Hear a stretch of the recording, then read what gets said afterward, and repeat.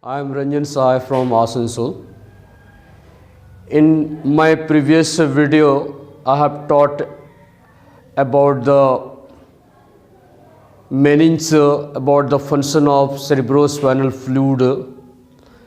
Now I am going to let you know about the structure of the brain. I will let you know about the main parts of the brain and their functions, which usually comes in the ICC exam. This structure of brain consists of three major parts, as I have written here: cerebrum, cerebellum and medulla oblongata. I will let you know in detail first about the cerebrum, then cerebellum and medulla oblongata.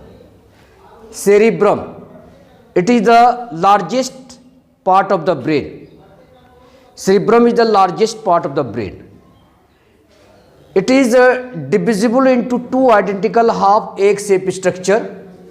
This is called left cerebral hemisphere. Left cerebral hemisphere.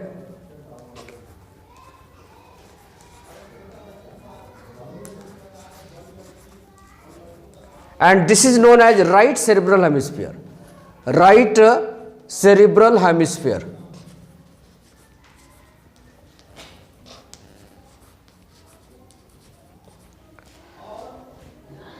In this left and right cerebral hemisphere, there is a longitudinal fissure. In this longitudinal fissure, there is a sheet of nerve fiber called corpus callosum. This is known as corpus callosum. This is known as corpus callosum. It has a role to help in transferring of impulse from one cerebral hemisphere to the next and vice versa. Now about the structure of cerebrum. Cerebrum, it has two parts. Outer peripheral part is called cerebral cortex and innermost part is known as cerebral medulla.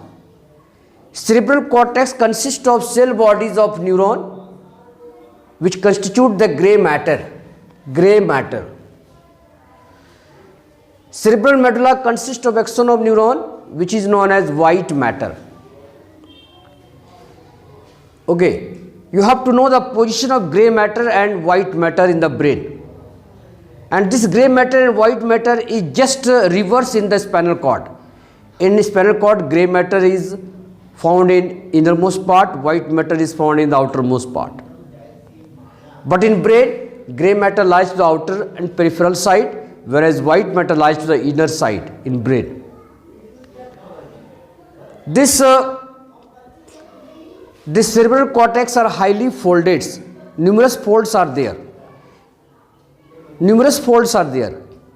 It is believing that if there will be more folds, then surface area will be more, and if surface area is more, then that will accommodate more nerve cell, and if the number of neurons are more, then that will respond to more stimuli and thus increases the working capacity of the brain, and people is said to become more intelligent. It is believing. It is said with regard to this. Now you have to know about the function of cerebrum. What functions are done? Cerebrum enable us to think, to remember, to plan, to memorize. Overall, we can say that cerebrum is the seat of intelligence, consciousness and willpower.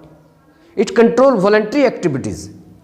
Subconscious or unconscious mind is also lodged in the cerebrum. This is with regard to this. Now, in my next video, I will let you know about cerebellum and medulla oblongata. If my video is good, then you please like my video, subscribe this and press the bell icon. Thank you very much.